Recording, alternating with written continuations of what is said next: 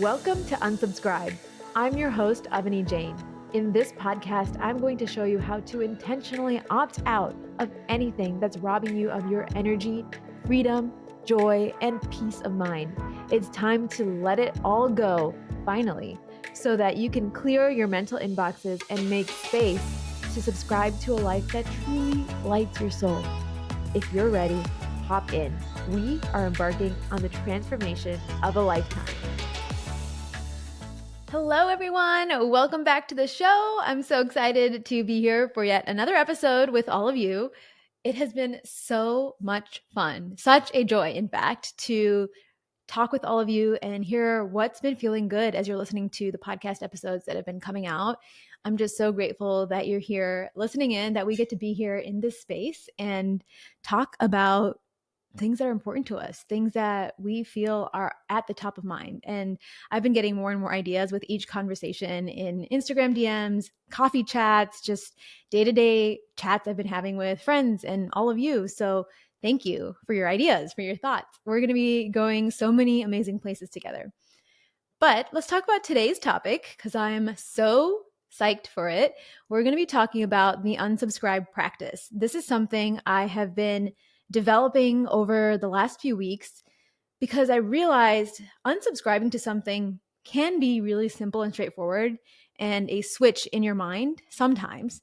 And other times it's not. Other times it requires more time, more effort, more thinking. And in order to make that shift from subscribing to something and then deciding that is not a belief we want anymore, there is a little bit of work that goes into that. And I wanted to find a way to make that work simpler and make that work something that we could do together over and over again as we create the life we really want to live and create the beliefs we really want to install in our minds. The mind is so powerful. So that is what this practice is all about. I'm going to be walking through it with you today. I'm going to be sharing an example, something that I'm unsubscribing to today, giving you some other ideas of things you could be working on with this practice. The best part about this practice, there are many good parts about this practice. One of the best parts is it's a Notion template and it's free. It's something you can grab, duplicate into your Notion account and use anytime you want. You can do it on your phone, you can do it on your computer, you can do it on your iPad. If you don't like journaling on the computer and you want to do it with a physical journal, you can do it that way too. And so it is a framework that you can use in whatever way feels right for you. I'm so excited about this. So the practice, first of all, if you want to grab it right now and walk through it while I'm talking about it today, you can grab it at avanimariala.com/unsubscribe and download it there. All you have to do is put your name and email in and I'll send it right over to you. So if you go do that and come back here, it'll make sense as I'm walking through this with you. And you can always go grab it later as well. It'll be linked in the show notes. So the unsubscribe practice, I have a little video that I put in there for you on how I recommend using it. But I want to talk a little bit, I want to get a little bit deeper with you on all of it today. It's going to be really fun because I'm going to be walking through an example and kind of doing this live with you. I've written out some of the pieces already, so I'll be walking you through the process of how we can unsubscribe. It doesn't have to be guesswork. It doesn't have to be a question mark or mystical. We can have predictable ways to unsubscribe to things that no longer serve us, to stories, beliefs, and programs that we want to eject from our minds. It can be something that you can do intentionally, which is so cool. And like I said earlier, sometimes the work for unsubscribing to something is a simple decision. I've seen people do this where they have shifted from one way of being to another instantly. And there are times when it's going to take even longer. Either way, you can use this practice. You can make it a 20-minute practice that goes through really quickly, and you can make it a 2-hour practice if that's what it requires. And it can be something you can come back to again and again. This practice is to be used when you're rewiring an old belief, when you're stepping into a new way of being. Let's say there's a set of beliefs that the current version of you has, and you know they are not serving you anymore, and you want to be you 2.0. Okay, wonderful. Let's use this and step into that version of ourselves. Maybe you've noticed some negative dialogue or found patterns that don't feel good. Maybe you're finding it difficult to find peace, joy, space, or energy in your life. All of these things are reasons to pull out the practice and work through it. Maybe you do it once, maybe you do it more than once. Maybe you do it every day for a week, or maybe you just make it part of your daily practice for a while. It really depends on what feels right to you. I recommend doing this when you find yourself in like a really soupy state of mind. So when I say soupy, it's that state of mind where you've done something or you haven't yet done something and your brain is just present. You might feel like this after you wake up in the morning, after a meditation session, maybe after a long walk outside in nature, or after a workout. For me, when I have finished a workout, that's when I feel the most creative. That's when I'm able to access the magic of my subconscious mind so easily and effortlessly. That's why I record podcasts after I work out, because it's the best energy. And so that soupy state is magic.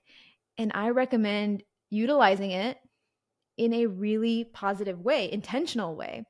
And that's when you should be doing this journaling practice, because it allows your monkey brain to get out of the way, the anxiety, the fears, the concerns, the worries to get out of the way, and answers can bubble up quickly and easily and effortlessly. And that is what I recommend when you're wanting to use this practice, to optimize it for the best results based on when you're utilizing it. And like I said, you can use it in different form factors, whatever feels right to you, on the computer, on your iPad, on your physical journal. Any way you do this can be potent, can be powerful. So at the bottom of the first page, there is a little table. Here you can find the template that I've made. This is something you can duplicate and use as many times as you want. You can put different tags on it if you're trying to work on social, on relationships, on work, on personal development, whatever it might be. Today, I'm going to be walking you through a personal development item for me.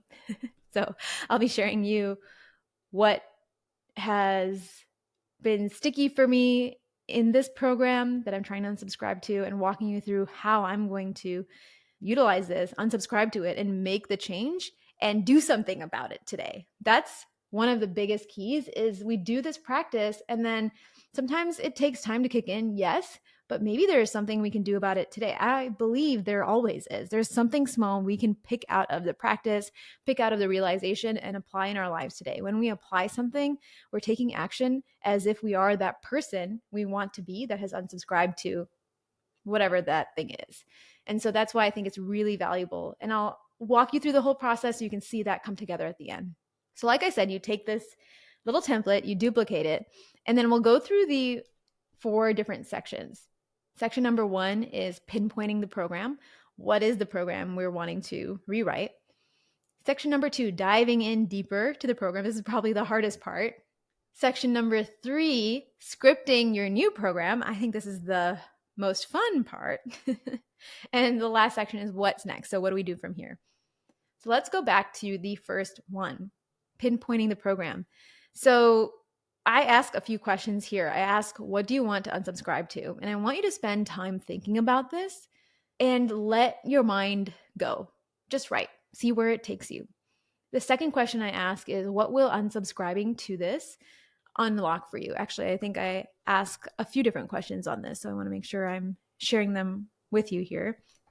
There's 3 questions I'm asking. So the second question is, what has subscribing to this belief, this program, done for you, and what will unsubscribing to it unlock for you? These are 2 important pieces. I want you to understand why it's been there for this long, because our brains are beautiful, they're smart, and they are designed to protect us, to keep us alive.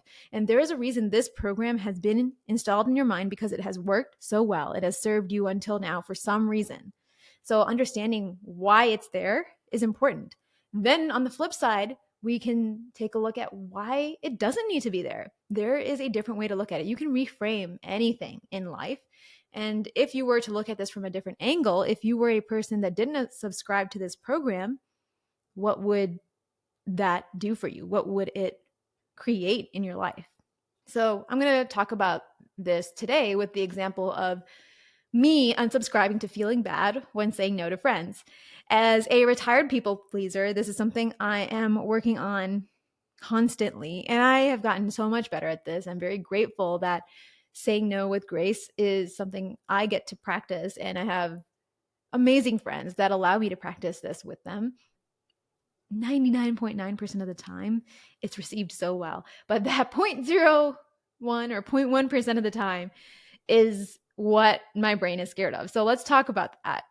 For me, if someone asks me to hang out, if someone asks to do something, go on a trip, go to coffee, go to dinner, go to an event, and it doesn't work for me, maybe the timing doesn't work out, maybe I'm not available, maybe I'm out of town, or it's just not something that feels in alignment, and I need to say no because of those things, that's when it starts to get hard, especially that last part. If it's just not something I want to do, I feel like doing for some reason or another, but I don't have a like, hey, I'm busy with work excuse or I'm traveling excuse, because those are hard to combat. If it's a just because excuse, or for me, it feels like a just because excuse, like I'm tired, I don't have the bandwidth, that to my brain doesn't feel good enough. And that's when I start to feel bad. Sometimes I just feel bad anyway. So again, this is a story, a program in my mind, feeling bad about saying no, that I am really working on. It's not only friends, it's even people that I work with, that I employ, people in my family, people around me. It's something that I really want to release. So let's talk about what has subscribing to this belief done for me. When I have subscribed to feeling bad about saying no, the interesting thing is it often will drive me to say yes. It'll drive me to do something that I don't want to do. But at least my brain thinks it has done everything it can to preserve that relationship and to feel like I'm part of that friendship, that group, that relationship. And I don't feel like I'm being othered, and therefore I will survive because I'm part of the tribe, which, our brain thinks in that early mammalian ways. And we are originally a tribal culture, or from tribal societies, and that's how our brain thinks. If you are cast out of the tribe, you're going to die, basically. And so subscribing to this belief allows me, or at least my brain thinks, it allows me to not die. It keeps me alive. And that's why it has worked so well. It has maintained some friendships, and maybe having those friendships or being part of those groups has given me opportunities that have been really wonderful. Maybe being part of those experiences or moments has given me something I never would have been there for or experienced and learned from. So I've gained some things from subscribing to this belief. But what will unsubscribing to this belief do for me? If I let go of saying no when I actually don't feel like it, I will be able to create peace of mind. I will be able to finally not do things that I don't want to do, which is something I'm really, really focusing on. Actually, at the end of 2023, I made a commitment to myself to say no to anything I did not want to do. And it was definitely a challenge. I mean, I should do this my entire life, right? But like I said, a retired people pleaser, I'm working on this actively. And so imagine if I only did things I really wanted to do, or created a result that I really wanted, a goal that I was really wanting that outcome of. That would be incredible. And I get to make space for those priorities. I get to actually align my actions with my priorities by saying no to friends in moments, to events, to things that don't align. I get to make space for me, for my family, for my business, for my podcast, my priorities. It allows me to feel spacious. It allows me to actually have room for creative energy to come up and to be able to think and access new ideas, which in this season is very, very important to me. And it allows me to feel abundant. If I'm able to say no, my brain realizes that I'm going to be asked to hang out again, and it feels safe in saying no. That's the person I'm going to be unlocking. That person that feels safe in saying no, that feels safe in taking care of her boundaries and taking care of herself, because it's not going to serve her and the other person if she says yes and doesn't actually want to do it. It's not a clean desire. And that's important. I remember in the past, I've often said yes to things or meeting up with people that I don't 110% want to meet up with. And I sit down with them and I realize the interaction, although it might have been good on the surface, it didn't fill me up. It didn't light me up. It didn't make me feel amazing when I walked away. And to me, for me, where I am right now at this point in my life, I need all of those things in order for it to be something that I put my energy and time into. I've realized how finite my energy and time is. And so that is what unsubscribing to this program will do and is doing for me. It is incredible to be able to use my energy in such an intentional way. Wow. So I'm already feeling into that feeling, that person that I will be when I unsubscribe to this. You can already see this magic working, which is so cool. So we're going to go into the second section, which is diving in deeper. What about this feels sticky? Okay, I have a matrix, a little table that I put together for you on this. I want you to go back and reread everything from that first section and highlight things that feel icky. Basically, if you're reading it, it makes you go, ugh, that is what I want you to note. Highlight it, circle it. And in order to feel that feeling, that energy, I want you to feel into every single word. Once you note each sticky point, you might have 1, you might have 5. I want you to copy each word or phrase and paste it into a new section. I put a little table together for you so you can just paste it into there. And I want you to write about each one. Why does it feel sticky? When did this story originally begin? And is it actually true? Is it true? Is there evidence that it doesn't have to be true, which is really, really cool. We'll talk about that a little bit more, but let's talk about my sticky pieces here.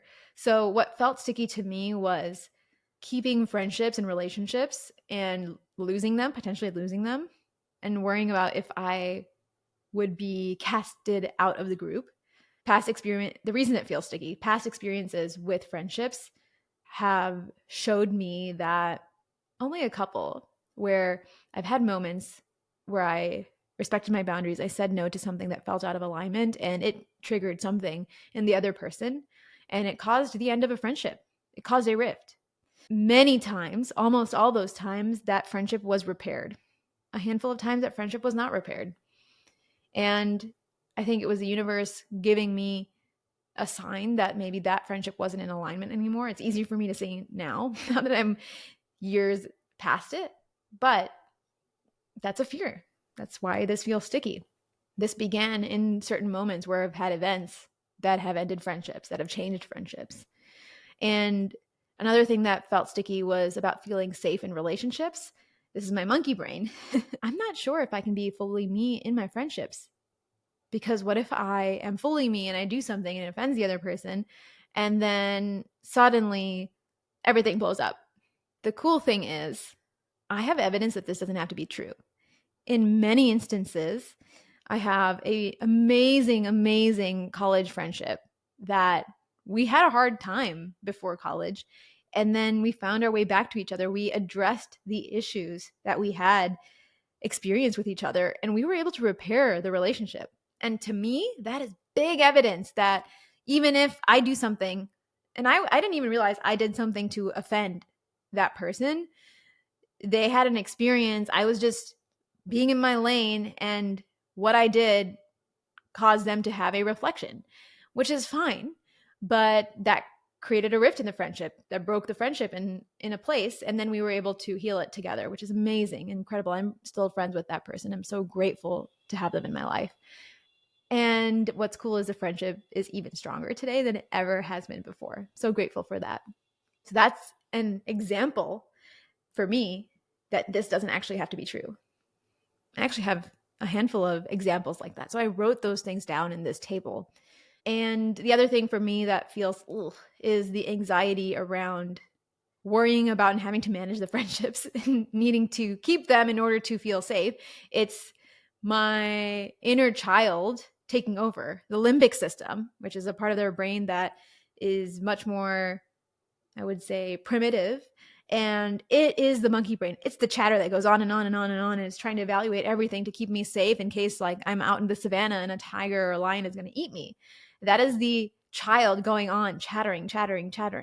But I have evidence that if I can let that child calm down and not listen as much and listen to the CEO of my mind, the prefrontal cortex, the mind that is developed, the 32-year-old brain that I have been working on, if I go listen to that version of me, I'm able to make sound decisions and understand the whole situation at a better level, at a deeper level, and with a better perspective. I'm able to reframe it very quickly.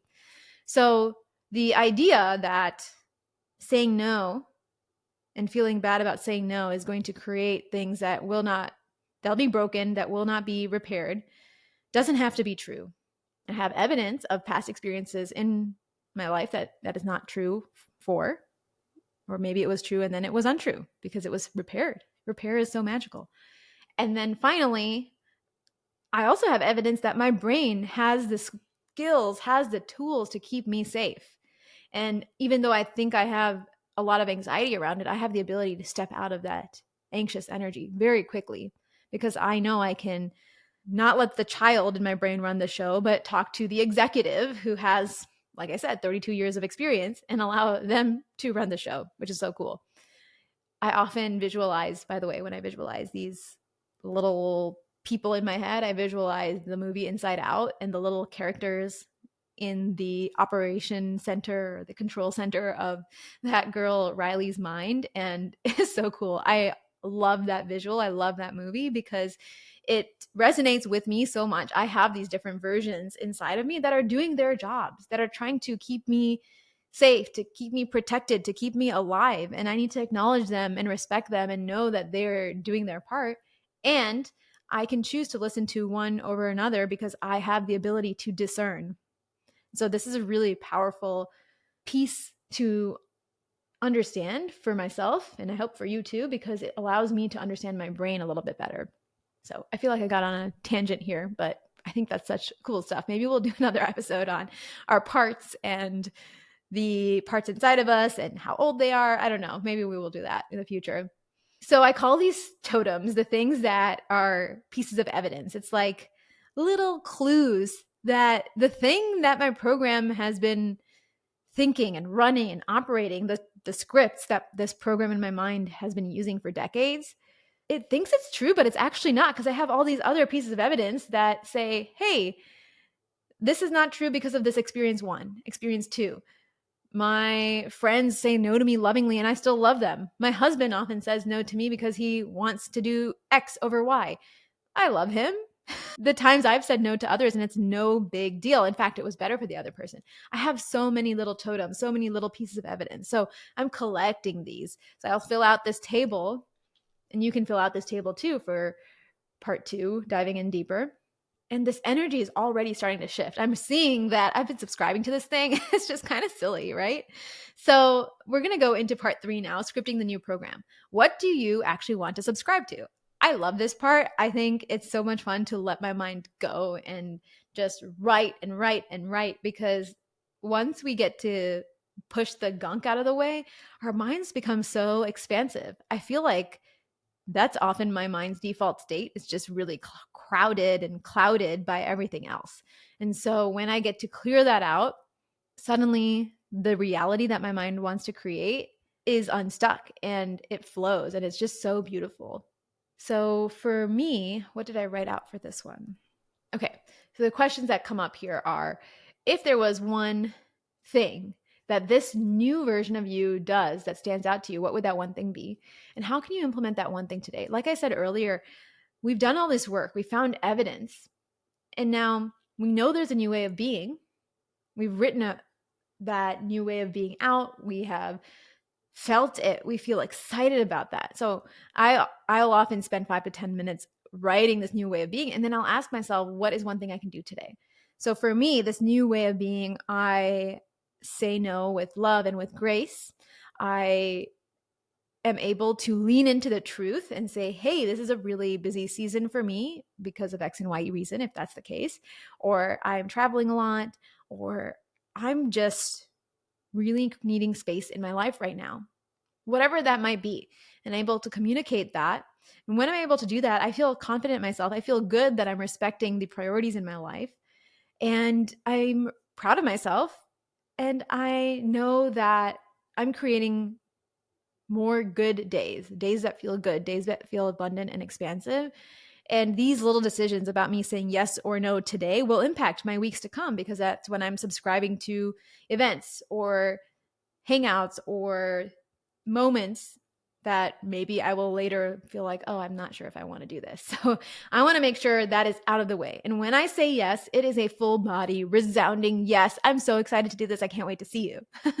That's the energy I want to say yes in. And that's my new way of being. So if there's one thing I can implement today, what would that one thing be? I think it's that last piece, honestly.